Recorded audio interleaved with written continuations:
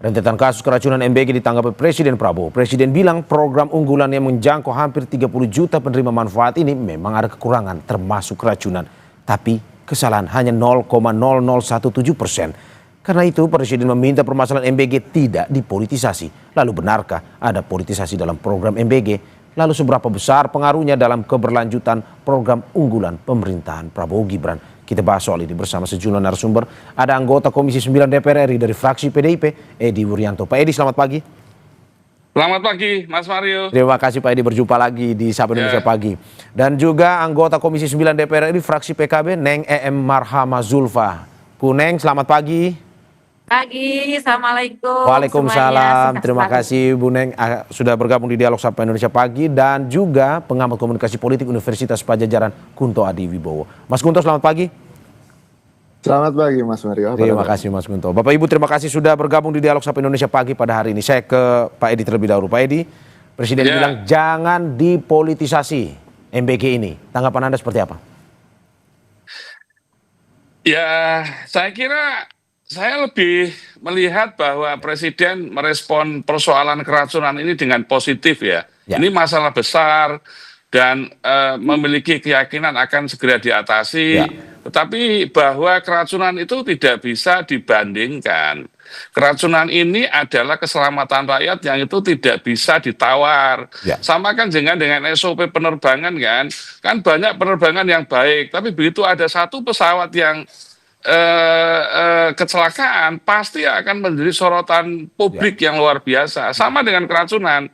Ini soal keracunan rakyat, soal keselamatan rakyat. Jadi menurut saya niat baik memberi makanan bergizi gratis ketika makanan yang disajikan itu mengandung racun yang menyebabkan keracunan, tentu publik sendiri yang akan menilai itu. Karena itu saya sangat sependapat bahwa Pak Presiden melihat ini masalah besar dan akan dievaluasi. Semua kementerian lembaga dikumpulkan, dan tentu Komisi 9 juga Rabu besok mengundang seluruh mitra, Kemenkes, BPOM, lalu juga BKKBN, lalu BGN sendiri sebagai leading sektor. Kita akan evaluasi terus sesuai dengan instruksi Ketua DPR RI.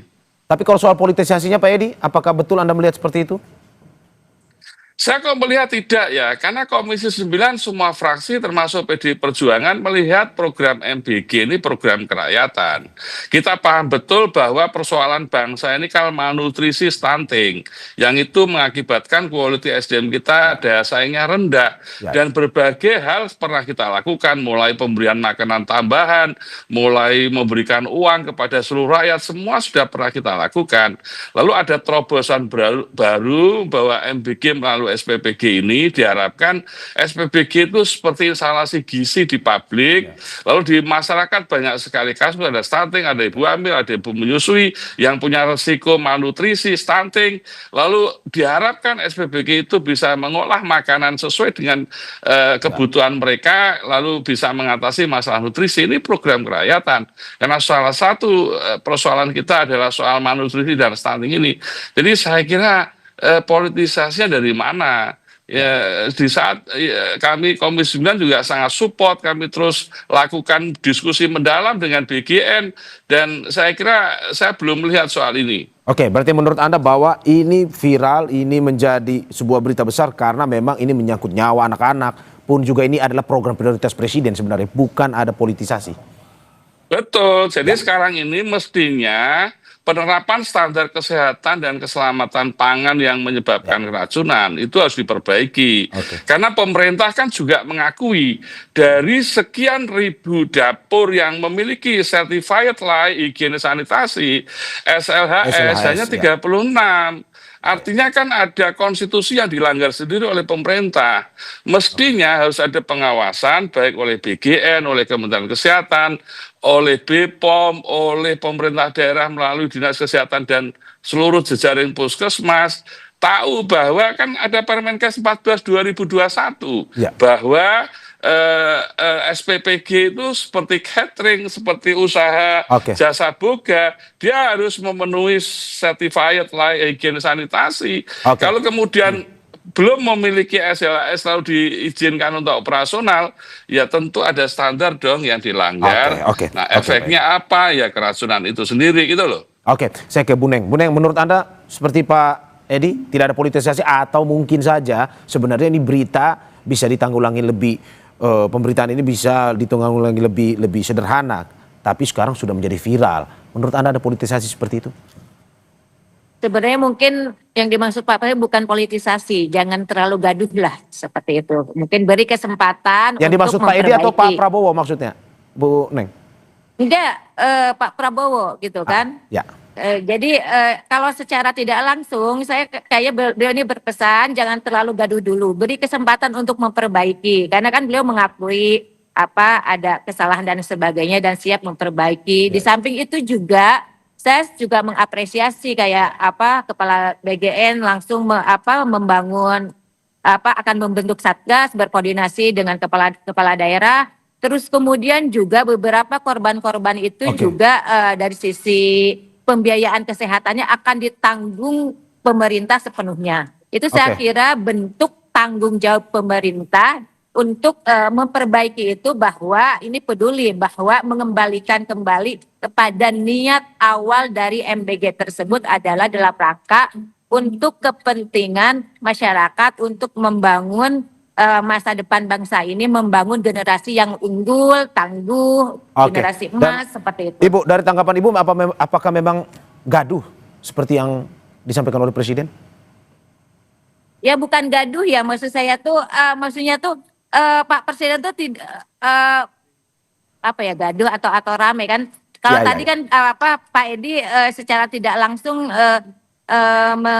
menyampaikan bahwa ketika ada keracunan seperti diibaratkan pesawat kalau ada terjadi kecelakaan maka akan rame gitu kan. Nah rame itu rame atau gaduh apalah namanya mungkin seperti itu akan masyarakat akan rame. Dan hari ini kita tahu ini kan dunia hari ini kan udah media sosial udah semua udah tahu kejadian dimanapun terjadi kemudian diupload di media sosial maka otomatis akan rame gitu kan seperti itu. Nah artinya menurut saya beliau ini bahwa minta kesempatan untuk memperbaiki untuk mengembalikan kepada maksud niat awal dari program MBG ini itu ada Ya. dalam rangka untuk menangani stunting, untuk memperbaiki generasi masa yang akan datang. Di samping itu kan sebenarnya memang program MBG ini sangat bagus ya, tidak Ya. hanya sekedar menangani stunting dan lain sebagainya, tetapi juga ada pertumbuhan ekonomi Ya. di lokal-lokal titik-titik lokal di mana SPPG dibangun. Karena ketika APBN disebar gitu kan, dan ini sebarnya di seluruh negeri gitu kan di Ya, ya. Indonesia gitu kan, dan yang mendapatkan manfaat dan pelaku sosiopreneur bisnis itu akan membangun juga di situ ekosistem ekonomi. Ada transaksi, Ya, kemudian oke. otomatis ada pertumbuhan ekonomi juga dan Oke. itu bagus gitu loh dari sisi itu. Oke, tapi Bu Neng, ini kan permasalahan nyawa sebenarnya, sehingga mungkin saja pemberitaan ataupun terkait dengan kejadian ini ya lumayan lebih viral ataupun lebih besar terkait dengan pemberitaan soal anak-anak yang keracunan ini kan, Bu? Ya kalau soal nyawa itu memang nggak bisa ditolerir Pak ya. Ya, ya. Kita pasti saya yang DPR, Pak Edi semuanya ya. Baik juga apalagi pemerintah yang meluncurkan program ini termasuk apalagi orang tua, Oke. siswa, guru semua tidak Oke, ingin oke.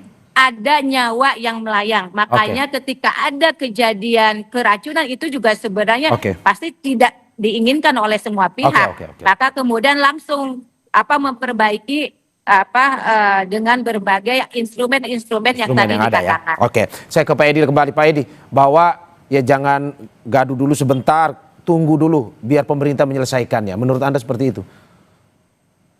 Ya, saya kira ini pemerintah harus kerja keras ya, karena 82 juta penerima manfaat MBG dalam waktu 1 tahun yang melibatkan 30.000 SPPG, ini bukan persoalan mudah. Di negara lain saja butuh waktu puluhan tahun itu. Maka 1 tahun ini menjadi target yang menurut saya besar dan Oke. kalau targetnya besar, effortnya harus besar. Maka kalau ingin mencegah keracunan, maka penerapan standar kesehatan dan keselamatan pangan itu sesuatu yang mutlak, tidak bisa ditawar. Oke. Dan konstitusi kita sudah mengatur itu bahwa setiap SPPG harus memenuhi dulu SLHS, sertifikat layak higienis sanitasi, lalu ada sertifikat penjamah makanan bagi seluruh pekerja yang ada di dapur, dan itu sudah diatur yang mengandung tanggung jawab publik dan tanggung jawab etik. Jadi menurut saya ini yang harus dilakukan. Kan Presiden sudah perintahkan 1 bulan harus selesai,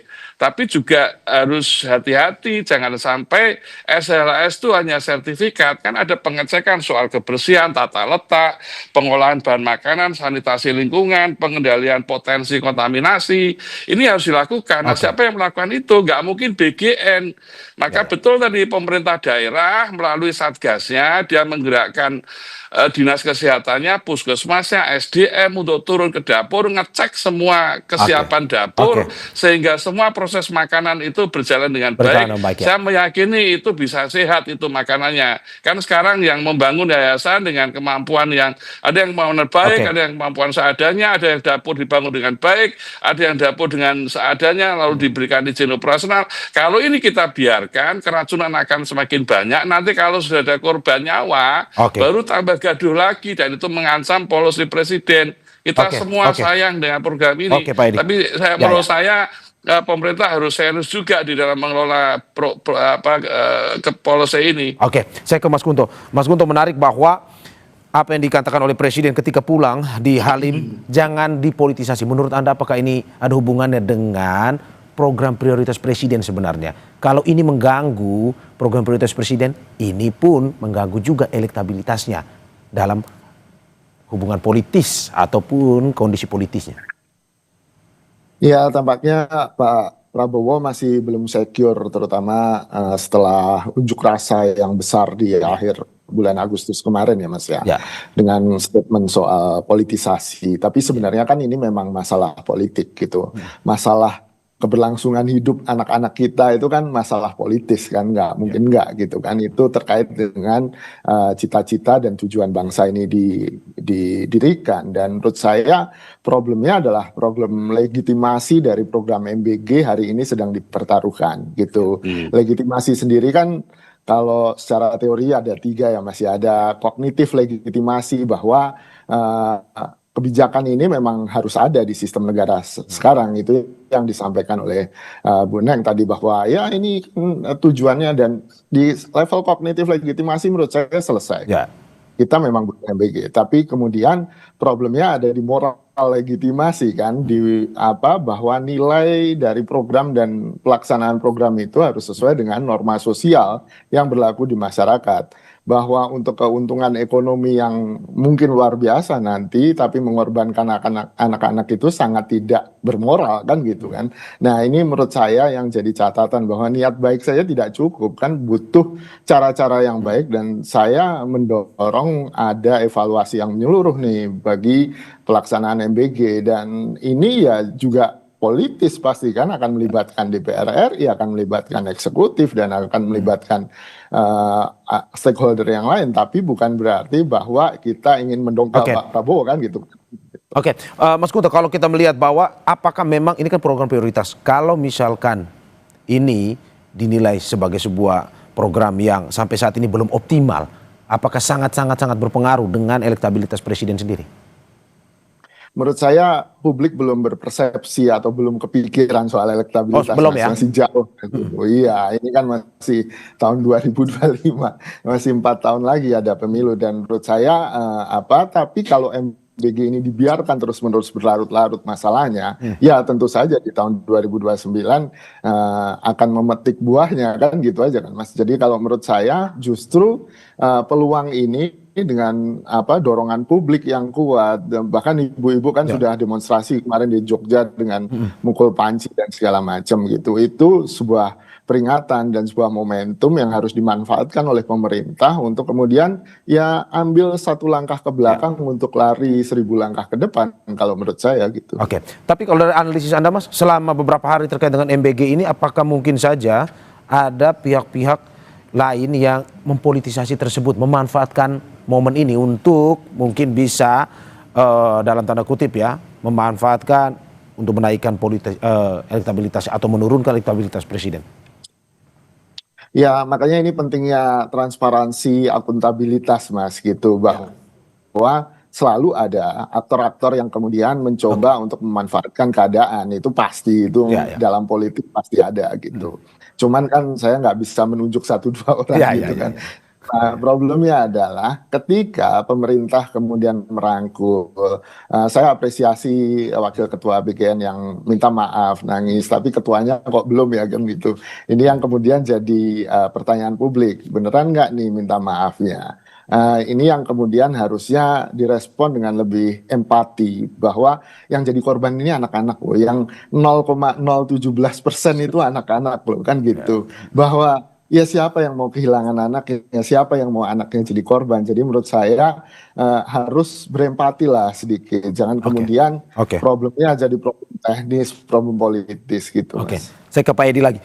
Pak Edi, bagaimana Anda melihat bahwa dari analisis Mas Kunto ada nih pihak-pihak yang mungkin saja memanfaatkan ini dari segi politisasi untuk ya mengganggu lah elektabilitas presiden? Ya, saya kira pendapat Pak Kunto tadi benar ya, bahwa ini persoalannya karena semua nggak mungkin kan soal kesehatan ini bisa ditawar kan. Semua mengalami kecemasan, baik orang tua, baik guru.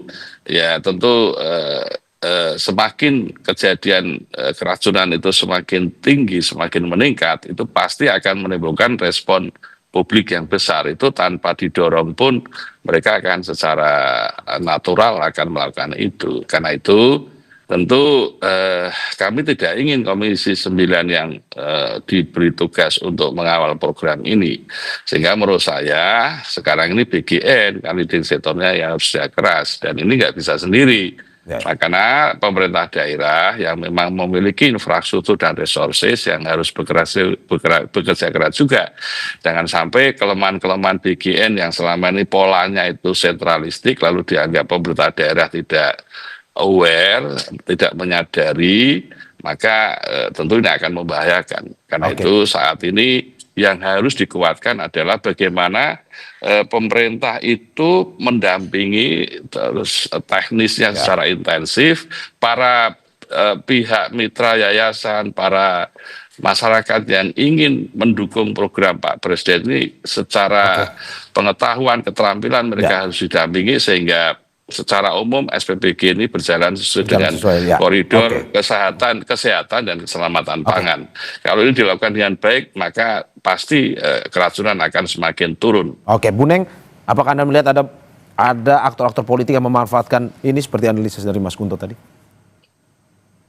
Saya jujur aja ya tidak tahu, tapi memang kan kejadian-kejadian seperti ini bisa aja orang mau memanfaatkan, itu berpeluang sangat besar gitu kan.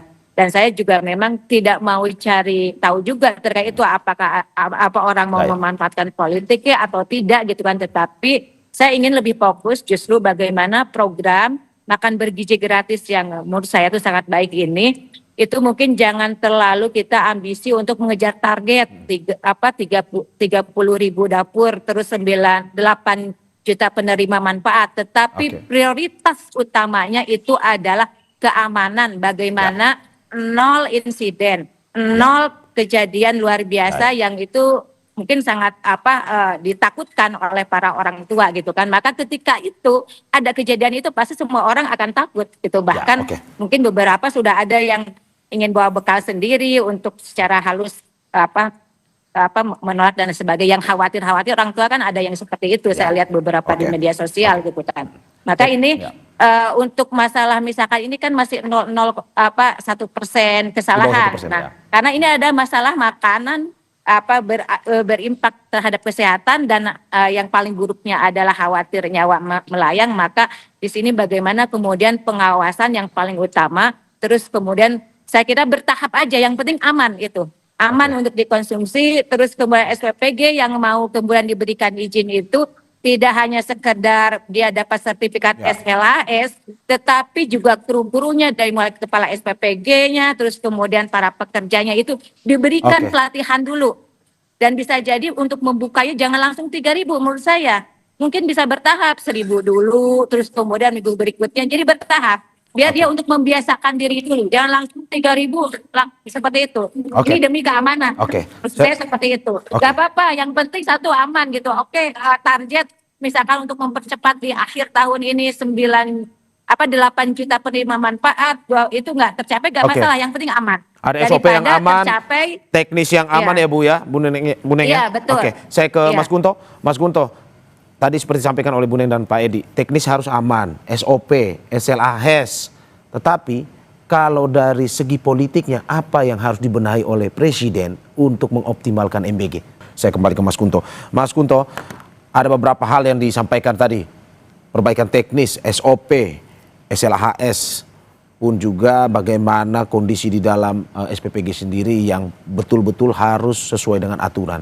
Tapi itu pembenahan dari sisi teknisnya. Pembenahan dari sisi politisnya seperti apa, Mas?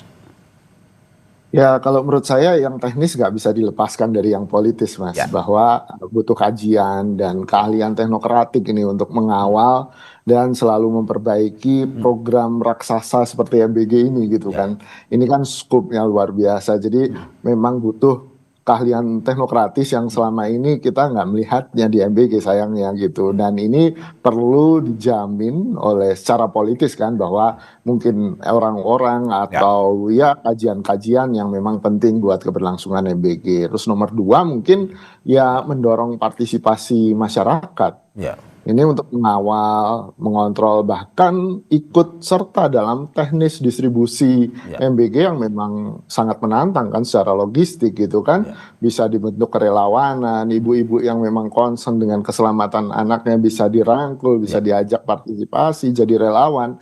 Itu secara politis akan sangat menguntungkan, Mas, gitu. Dan yang ketiga menurut saya ya berhentilah gitu menyerang pengkritik gitu kan. Ibu-ibu ini emang concern, saya juga concern dengan keselamatan anak gitu kan. Jangan bilang kemudian ada sabotase lah di MBG atau ada politisasi yang menurut saya ini akan justru berbalik gitu. Justru menolak partisipasi warga, menolak concern warga, dan akhirnya warga cuma bisa marah-marah dong, Mas, gitu. Itu intel negara itu banyak, Mas. Jadi kalau untuk nyari identifikasi siapa yang sabotase harusnya lebih gampang kan gitu. Daripada mengaduk-ngaduk opini publik yang secara politis akan merugikan. Oke, saya ke Pak Edi. Pak Edi, ini berbicara soal keselamatan anak, Presiden juga memberi pernyataan bahwa hingga saat ini jumlah kesalahan dari MBG itu 0,0017% atau di bawah 1% lah. Menurut Anda apakah ada yang salah sebenarnya dari pernyataan Presiden ini menanggapi sesuatu yang berhubungan dengan keselamatan anak-anak kita? Ya, Pak Presiden kan ingin program ini berjalan dengan baik, kan itu saja itu saya tangkap. Maka saya sependapat dengan Mas Kunto tadi, mekanisme kontrol silang pelaksanaan MBG ini harus dilakukan dengan baik. Karena paling banyak perannya dalam kontrol silang itu adalah 1 Menteri Kesehatan, 2 BPOM, 3 pemerintah daerah dengan dinas kesehatan. Maka izinkan pemerintah daerah dengan dinas kesehatan, puskesmas itu melakukan audit secara berkala terhadap SPPG. Yang kedua, inspeksi mendadak harus dilakukan. Lalu pengujian sampel makanan. Nah, ini penting lah, partisipasi publik harus dong, karena ini menyangkut keselamatan orang banyak. Bisa sekolah diajak, bisa komite sekolah, bisa kader-kader kesehatan, bisa ibu-ibu yang memang concern terhadap hal ini. Jadi semakin banyak yang terlibat, itu gotong royongnya semakin kelihatan di dalam program MBG. Ini kan menyangkut 82 juta penerima manfaat. Yang berikutnya memang regulasi setingkat Perpres itu dibutuhkan dalam proyek MBG ini agar wewenang pemerintah daerah, wewenang Kementerian Kesehatan, BPOM, bahkan keterlibatan publik itu semuanya diatur di dalam regulasi. Kan selama ini kritiknya kan pemerintah daerah kan mengalami kesulitan. Dia misalnya minimnya kontribusi ya, Pak? Iya, dia misalnya mau menerjunkan dinas kesehatan ke dapur. Lalu dari mana anggaran saya?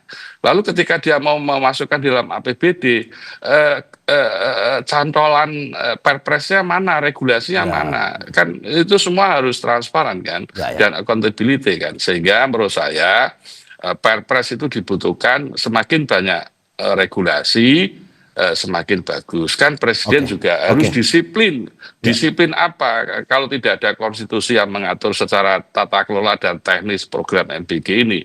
Sebelum nanti kalau misalnya semuanya baik, baru berpikir regulasi setingkat undang-undang. Anggaran yang besar kalau tidak dipayungi dengan regulasi, pasti nanti resiko masalahnya akan semakin banyak. Saya kira itu. Saya ke Bu Neng. Bu Neng, bagaimana Anda menanggapi terkait dengan pernyataan Presiden 0,0017% atau di bawah 1% ini? Di saat ini kita berbicara terkait dengan keselamatan anak. Ada yang salah atau menurut Anda ini sesuatu yang memang sebenarnya masih lumrah pernyataan Presiden ini? Jadi kalau beliau itu kan hanya menyampaikan fakta statistik aja, gitu kan. Tetapi dalam hal kejadian ini, tapi kan ketika orang misalkan hari ini secara psikologis, terutama orang tua ketika ada anaknya keracunan, berarti kan hal-hal yang kayak gitu tuh kadang ya nggak bisa kemudian diterima. Maka pendekatannya tentu harus secara emosional gitu kan, seperti itu. Jadi tetap tadi seperti Pak Putu menyampaikan kecewa hari ini kepala BG-nya belum minta maaf itu kan. Selain mengakui kesalahan tentu saja pemerintahan dan minta maaf dan berjanji untuk memperbaikinya, dan itu harus ada bukti-buktinya sampai kemudian ke tingkat bawah. Terus kemudian kalau misalkan tadi kepala BGN sudah berkoordinasi dengan kepala-kepala daerah terus akan membentuk satgas, terus yang mencicipi adalah satgas itu, menurut saya itu juga belum manusiawi ya. Maka yang bukan mencicipi itu bukan maksudnya itu orang gitu yang mempertaruhkan nyawa, ya enggak. Tetapi itu harus misalkan di BP POM itu kan ada alat untuk melihat bahwa ini ada kandungan apa dan lain sebagainya. Ketika aman maka boleh. Jadi alat-alat seperti itulah yang menurut saya tuh alat medis, alat untuk bagaimana bahwa makanan ini aman untuk diedarkan. Jadi itu menurut saya itu kenapa tidak perlu manual dengan orang mencicipi, menurut saya seperti itu. Oke. Saya ke Mas Kunto. Mas Kunto, kita melihat bahwa apa yang terjadi selama ini pemerintah terus melakukan evaluasi dan ingin melakukan solusi lebih cepat lagi. Tapi tidak lama setelah itu, kemarin minta maaf, hari ini ada dugaan di Cimahi, keracunan MBG. Menurut Anda, ini singkat saja, apa yang perlu dilakukan ke depan? Apakah perlu, kalau kata Gubernur Jawa Barat, tutup total semuanya dulu? Tapi menurut Anda perlu nggak? Atau tutup sementara yang bermasalah, atau seluruh Indonesia tutup total sambil evaluasi? Mas Kunto. Ya Mas, kalau menurut saya begini, ini kan jumlahnya sudah semakin banyak. Itu saya juga mau jawab pertanyaan Mas Mario yang tadi saya nggak ditanya kan soal 0,001 ya. Itu begitu saya dengar itu di kepala saya langsung emang butuh berapa korban lagi untuk bisa jadi serius ya kan gitu. Itu yang pertanyaan saya, dan jujur apakah perlu ada korban jiwa, dan kita kan nggak ingin kan ada itu gitu. Jadi menurut saya ya menjawab pertanyaan yang kedua, ini ya menurut saya harus dihentikan gitu. Dihentikan dulu lah, ya mundur satu langkah dalam taktik, dalam strategi kan ada yang namanya mundur satu langkah kemudian dievaluasi semua untuk menjamin keselamatan. Hentikan semua seluruh Indonesia maksudnya. Kalau saya sih berpikir begitu, tapi kalau misalnya ada jalan tengah diidentifikasi, nah ini tadi kan pentingnya pengawasan, kan kita jadi tahu dapur mana yang bermasalah kan gitu kan Mas. Ini kan kita gelap sama sekali, dapur mana yang bermasalah, itu pengelolanya siapa, yang punya EAS mana, nggak ada transparansi di publik, sehingga ya kita khawatir semua kan gitu. Ini yang membuat menurut saya transparansi, lalu kemudian ada langkah-langkah yang drastis dan evaluatif yang menyeluruh itu jadi penting hari ini. Terima kasih atas apa yang disampaikan Bapak Ibu. Semoga ini bisa menjadi evaluasi penting bagi pemerintah terkait dengan pelaksanaan MBG, terutama untuk keselamatan anak-anak kita, sehingga ya program yang baik ini bisa dirasakan lebih optimal oleh masyarakat kita. Terima kasih sekali lagi anggota Komisi 9 DPR RI dari fraksi PDIP Edi Wuryanto, ada Neneng EM Marjama Zulfa, anggota Komisi 9 DPR RI fraksi PKB, dan juga pengamat komunikasi politik Universitas Padjadjaran Kunto Adiwibowo. Bapak Ibu terima kasih, sehat-sehat selalu. Sehat Pak Mario. Selamat beraktivitas. Sehat-sehat Pak Edi.